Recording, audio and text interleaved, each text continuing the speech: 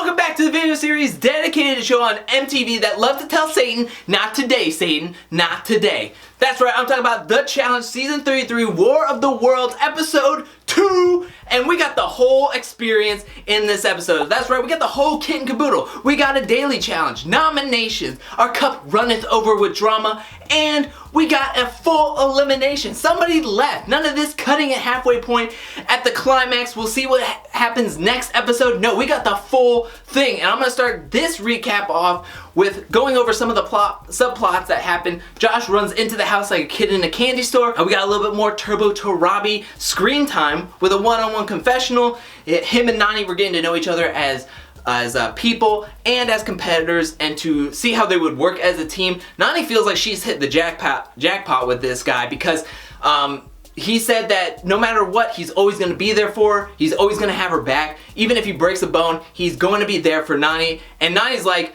this is the competitor I need to help me get into the winner circle, to finally be a challenge champion. He's going to be the perfect competitor to be teamed up with. And we all agree with that, Nani. So let's get into it. The core of this episode was really driven by three people, and that was Amanda, Johnny Bananas, and Cara Maria. So let's get into the first daily challenge. A whole bunch of these junk cars in the middle of this thing that's holding 400 feet of this teal rope, and each team will be going mano a mano, womano to womano, and they're going to be pulling on this rope until there's no more slack, and then it's going to be a tug of war, and it's going to last for 5 minutes until TJ drives over these cars with a giant monster truck signifying it's over. And once whatever team has the most rope on their side wins it. And you want to be the top 3 teams because that'll form the tribunal. And the tribunal is kind of like the Troika, except it's 3 teams. The 3 top teams from that daily challenge will go in and nominate 3 other teams for elimination. Just to give you an example, Paulie and Ninja got the first vote to pick on who they want to be going up against one-on-one. And of course, Paulie picks Kyle's team. So Paulie would be going up against Kyle in this tug of war one-on-one, and then Ninja would be going up against Maddie Lynn one-on-one. So everybody picks their spots.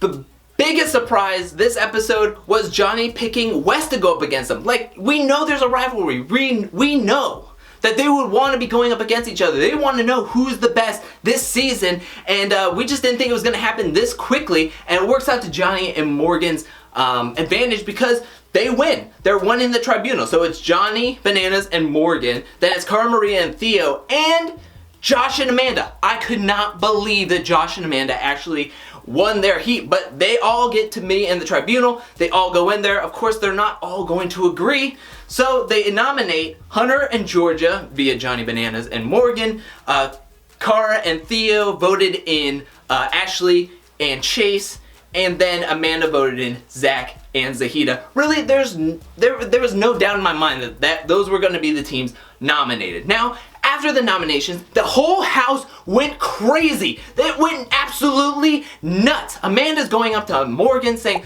how could you do this? I mean, why are you going to vote in with Bananas? My whole thought process was, like, why would you go up against your partner? We all saw what happened to you last season, Amanda, and especially this early. Like, if she doesn't know who anybody is, why would she go against Johnny in voting? So Johnny, hearing Amanda going at his partner, went over to Cara and said, give me your Not Today Satan shirt, and he was holding up 2 hangers that looked like crucifix, spraying everybody with water bottle water, saying it was holy water. I just want to say, pointing out that CT is the voice of reasoning over here, saying don't fight, use your words kind of thing, which is nuts to see how far he's come from when he first arrived on this challenge to now. I know he's a dad and he's married, but it's still funny to see. So when all that's going on, Nani goes after Amanda, telling her to just shut it down, go to bed, and then Johnny and Hunter go at it, like out of nowhere. They're just going at it. And then Leroy decides to step up, and he was like, hey, why are you getting a beef with me and Johnny just because we're friends? Your real beef is with Ashley. She took $500,000, and now you're gonna be coming after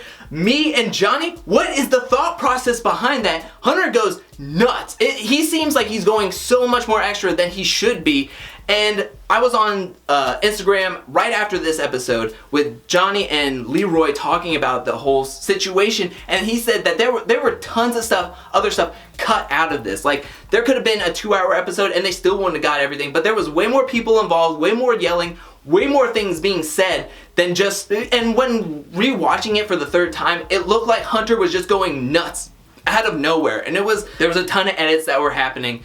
And then we get to the whole Amanda dropping the bomb on Zach, and she said, hey, when we got eliminated, Zach got his phone back and he was straight on Bumble, and Zach instantly goes on the defensive. Now, in his confessional, he says that yes, I did have a dating app on my phone, and that he said that he re-downloaded it. He downloaded it on his phone once he got eliminated just to see if it worked. What kind of thought process is that? That is terrible. And then he tried to flip the script on Jenna, saying that he wanted security, he wants this to be over, he wants to break up with her. It made me so uncomfortable to see him. It felt like he was being manipulative towards her to make it seem like it was all her fault that this was going on. And then he had the audacity to say that he would never cheat on Jenna, that it's not in his DNA, he's not cut from that cloth. But we've seen it happen the years you've been on it. Like, the years you've been on doing this challenge, we've seen it happen multiple times. The Brooke telephone incident, like, he's just done it so many times. Like, I don't want to talk about it because I'm getting more and more frustrated about this whole situation. But he's done it before, and I don't like how he's just trying to make it seem like, oh, I would never do that. Where are these accusations coming from? Why is she acting like this? Why is she asking me rational questions that somebody I would be dating at the time, to hear that I was re-downloading a dating app, would ask me, and I don't want to say it, so I want a security guy to come over and take her away from me. It's just sick. It was sickening. Anyways, so everybody's at the killing floor, and everybody in the winning teams gets their own single vote, which is awesome. So it comes down to it. Hunter and Georgia get thrown into the killing floor for the first elimination, and instead of Hunter picking Leroy, he decides to go up against Chase and Ashley to get revenge, to get back and take her out of the game first after what she did to him not too long ago. She just won $1 million. And look, Hunter and Georgia, like, all shell out for these games. The first round, Ashley takes Georgia to the cleaners.